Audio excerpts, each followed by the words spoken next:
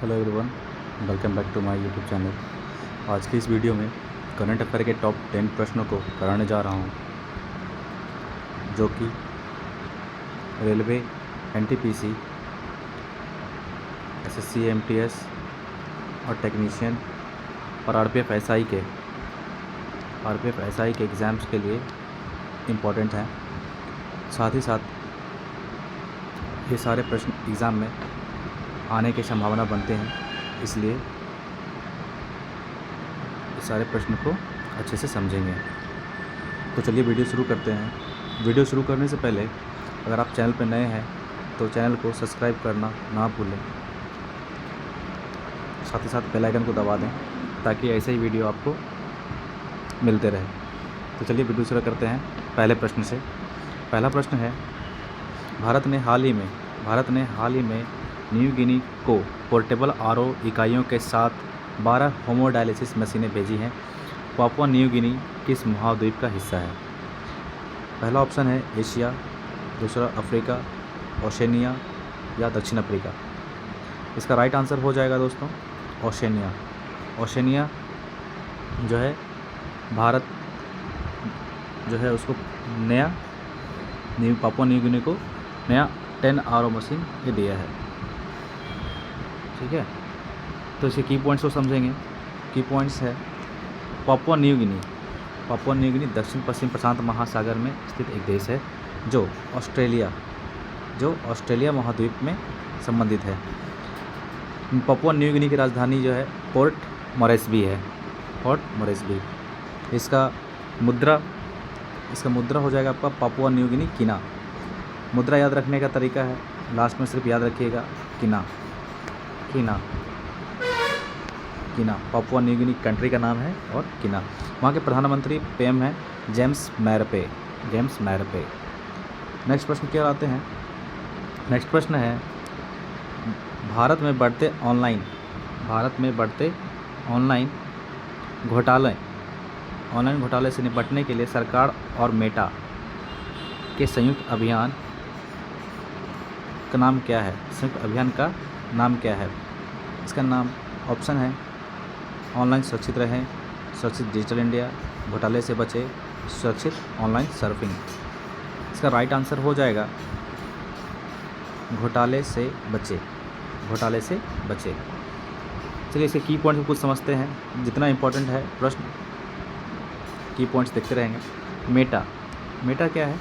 Meta Facebook, Instagram, WhatsApp जैसे platform की मूल कंपनी है जो ऑनलाइन घोटाले से निपटने के लिए भारत सरकार के साथ सहयोग कर रही है। साथ ही साथ भारतीय साइबर अपराध समन्वय केंद्र के बारे में समझते हैं, जो इसे चलाता है गृह मंत्रालय। होम मिनिस्ट्री जो है साइबर अपराध समन्वय केंद्र को चलाता है। ये एक नोडल एजेंसी है जो साइबर अपराधों से निपटने के और साइबर सुरक्षा को मजबूत करने पर ध्यान केंद्रित करती है। यूपीआई लेन देन क्या है?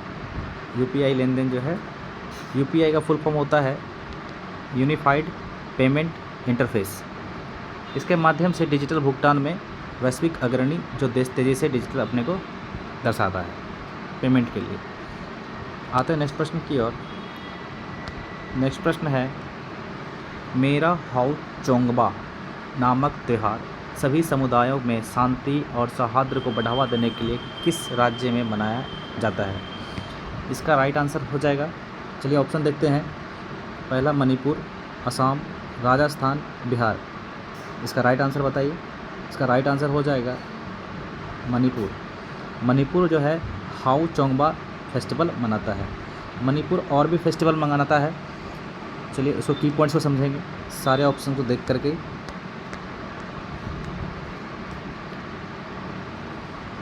मणिपुर में लाई होरबा, कांग महोत्सव, संघाई महोत्सव, कूट महोत्सव, चिरोवा महोत्सव, ये सारे महोत्सव जो है इम्पॉर्टेंट है। आरपीएफ, एनटीपीसी, जेई, टेक्नीशियन सभी इम्पोर्टेंट प्रश्न बनते हैं, सभी को याद रखेंगे कौन सा फेस्टिवल किस राज्य में मनाया जाता है। और ऑप्शंस में जो थे सभी को व्याख्या में करता हूँ। असम में बिहू इम्पोर्टेंट फेस्टिवल है जो हमेशा किसी न किसी एग्ज़ाम में पूछता है। बैसागु अम्बुबाची मेला, ये पूछा गया प्रश्न है 2019 का आरपीएफ का।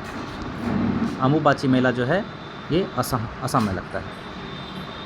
राजस्थान में गणगौर पर्व, कजली तीज, आभानेरी महोत्सव, मारवाड़ महोत्सव, मुमसर महोत्सव, पुष्कर मेला। पुष्कर मेला अक्सर पूछता है। पुष्कर मेला राजस्थान के अजमेर में लगता है। अजमेर में कहाँ लगता है? अजमेर में। अजमेर। बिहार का कुछ इंपॉर्टेंट फेस्टिवल है। बिहार का छठ पूजा, सोनपुर का पशु मेला, मधुश्रावणी, मलमास मेला और बिहुला पूजा। आते हैं नेक्स्ट प्रश्न की ओर। नेक्स्ट प्रश्न है 19 अक्टूबर 2024 को डॉक्टर अंबेडकर इंटरनेशनल सेंटर नई दिल्ली में पीएम मोदी द्वारा उद्घाटन किए गए कर्मयोगी सप्ताह का प्राथमिक लक्ष्य क्या है? सिविल सेवकों के बीच, पहला ऑप्शन है सिविल सेवकों के बीच अंतर विभागीय प्रतिस्पर्धा को बढ़ावा देना, सिविल सेवकों के बीच व्यक्तिगत संगठनात्मक क्षमता विकास को बढ़ावा देना। तीसरा ऑप्शन है अंतर्राष्ट्रीय कार्यभार के लिए सिविल सेवकों को प्रशिक्षित करना। चौथा ऑप्शन है प्रौद्योगिकी संचालित शासन पर ध्यान केंद्रित करना। इसका राइट आंसर हो जाएगा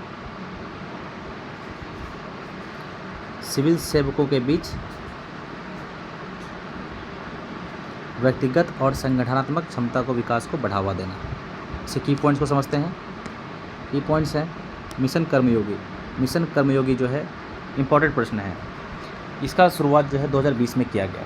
इसका उद्देश्य भविष्य के लिए सिविल सेवा का निर्माण करना है जो भारतीय मूल्यों को वैश्विक दृष्टिकोण के साथ एकीकृत करता है। आते हैं नेक्स्ट प्रश्न की ओर। नेक्स्ट प्रश्न है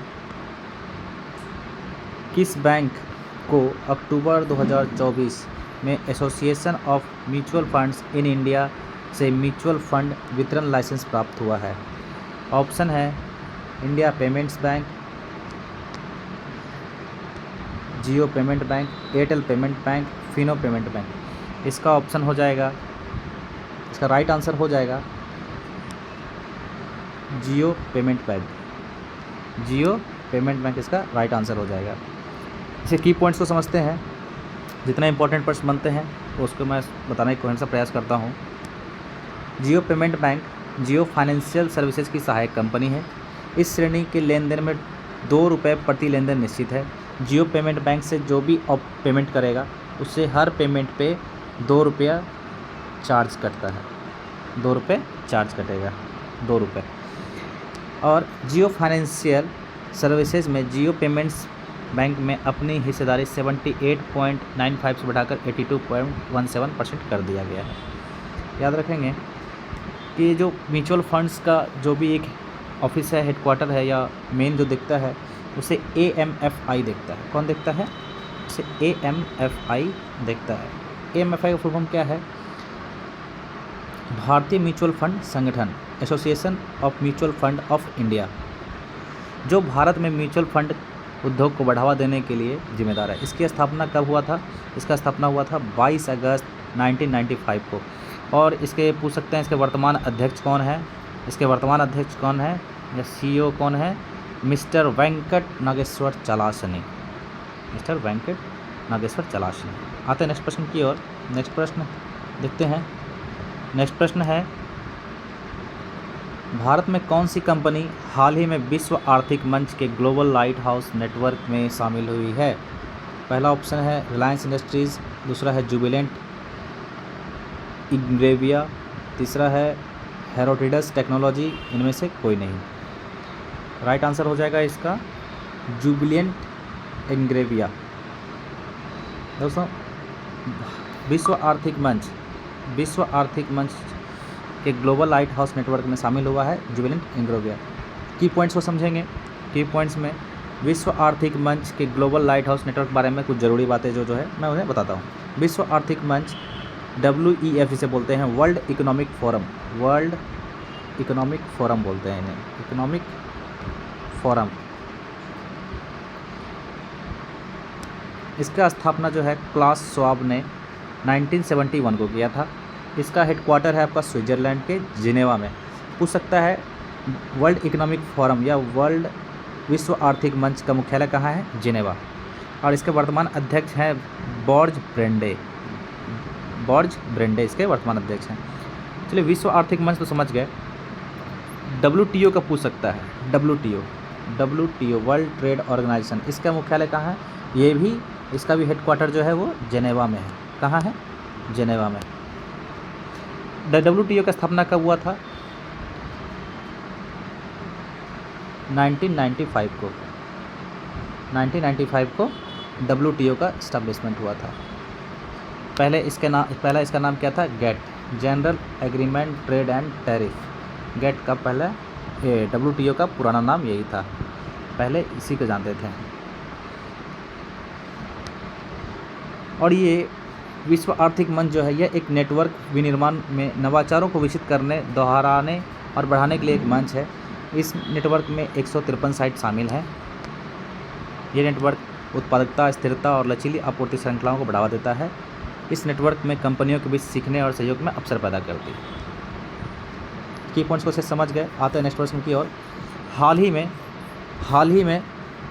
हाल ही में कौन सा राष्ट्रीय उद्यान भारत के दूसरे तितली विविधता केंद्र के रूप में उभरा है? ऑप्शन है Kaziranga national park, Periyar national park, Rajaji national park, Keoladeo national park. इसका राइट आंसर हो जाएगा Kaziranga national park. Kaziranga national park जो है इसका राइट आंसर हो जाएगा।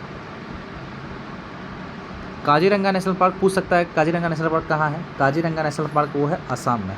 काजीरंगा नेशनल पार्क कहाँ है? असम में। पेरियार कहाँ पे है? पेरियार है आपका केरल में। राजाजी कहाँ है? राजाजी है आपका उत्तराखंड में। केवलादेव राष्ट्रीय उद्यान कहाँ है? ये है आपका राजस्थान में। केवलादेव कहाँ है? राजस्थान में है। राजाजी कहाँ है? ये है आपका उत्तराखंड में। की पॉइंट्स को समझेंगे। असम के काजीरंगा राष्ट्रीय उद्यान में 446 से अधिक तितली प्रजातियों को दर्ज किया गया है, जो नामदफा राष्ट्रीय उद्यान जो कि अरुणाचल प्रदेश में है, इसके बाद में दूसरा सबसे बड़ा स्थान बनता है। काजीरंगा जो है उसमें मिला है तितली। काजीरंगा जो है असम के कोलाघाट में है, जैसे कि मैं बताया था अभी। नागांव जिलों में स्थित है। यह ब्रह्मपुत्र घाटी के बाद क्षेत्र का सबसे बड़ा अबाधित क्षेत्र है। पार्क को 1985 में यूनेस्को द्वारा विश्व धरोहर स्थल घोषित किया गया था। काजीरंगा नेशनल पार्क को जो है 1985 में यूनेस्को द्वारा विश्व धरोहर स्थल में घोषित किया गया था। आते हैं नेक्स्ट प्रश्न की ओर। अंतर्राष्ट्रीय सौर गठबंधन असेंबली में 7वें सत्र का मेजबान कौन सा शहर करेगा? ऑप्शन है हैदराबाद, न्यू दिल्ली, मुंबई, चेन्नई। इसका राइट आंसर हो जाएगा न्यू दिल्ली। अंतर्राष्ट्रीय सौर गठबंधन का जो है असेंबली का 7वां सत्र अभी मेजबान कौन करेगा? नई दिल्ली करेगा। की पॉइंट्स को समझते हैं। अंतर्राष्ट्रीय सौर गठबंधन असेंबली के 7वें सत्र का उद्घाटन समारोह नई दिल्ली में आयोजित किया गया है। यह सत्र भारत की अध्यक्षता और फ्रांस की अध्यक्षता में 3 नवंबर से 6 नवंबर 2024 तक भारत मंडपम नई दिल्ली में आयोजित किया जाएगा। जो इंपॉर्टेंट फैक्ट है दोस्तों मैं बताते जा रहा हूँ। उम्मीद है कि आपको वीडियो पसंद आएगा। आते हैं नेक्स्ट प्रश्न की ओर। नेक्स्ट प्रश्न है अंतर्राष्ट्रीय मेथनॉल सेमिनार और एक्सपो 2024 का आयोजन किस संस्था ने किया? नीति आयोग। ऑप्शन है NITI Aayog, reserve bank of India, NABARD, कोई नहीं। इसका राइट आंसर हो जाएगा NITI Aayog.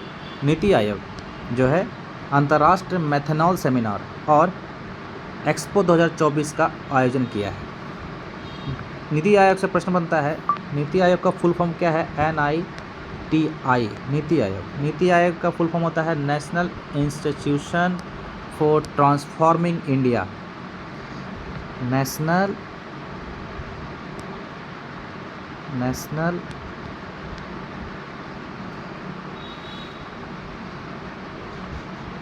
Transforming India.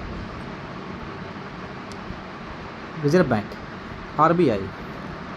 RBI का स्थापना हुआ था 1 अप्रैल 1935। ये दोस्तों प्रश्न बहुत ही इंपॉर्टेंट है RBI का भी गवर्नर कौन है ये पूछ सकता है। ये गवर्नर है आपका शक्तिकांत दास।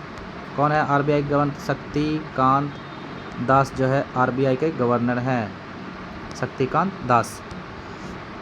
नाबार्ड का फुल फॉर्म होता है नेशनल बैंक नेशनल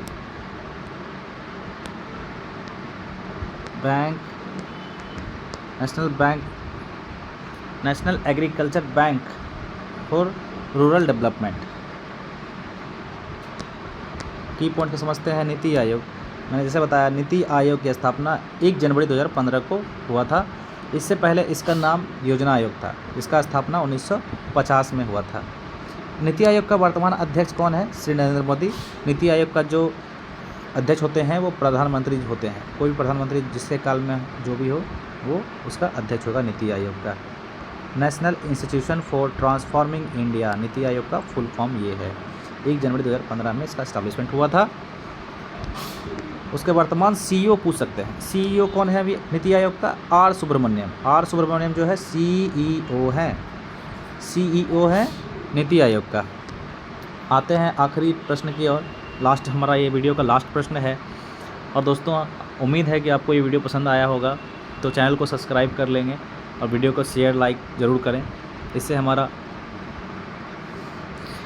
हमें अच्छा लगता है और हम ऐसे ही वीडियो डालने के लिए प्रयास करते रहते हैं कि अगर हमें लाइक नहीं मिलता है तो हमें थोड़ा लगता है कि हम इतने मेहनत करते हैं और वीडियो शेयर नहीं होता है। आते हैं इस वीडियो का लास्ट और आखिरी प्रश्न पे।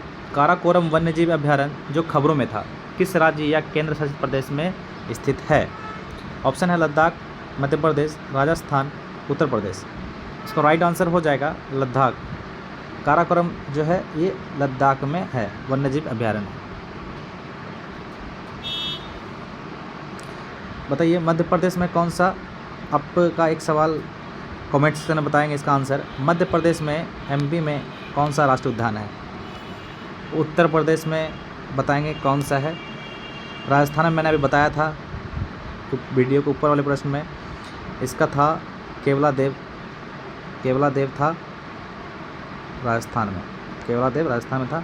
लद्दाख में काराकोरम वन्यजीव अभयारण्य है। आप बताएंगे यूपी और मध्य प्रदेश का आप हमें वीडियो के कमेंट सेक्शन में बताएंगे। यूपी और एमपी का आप हमें बताएंगे।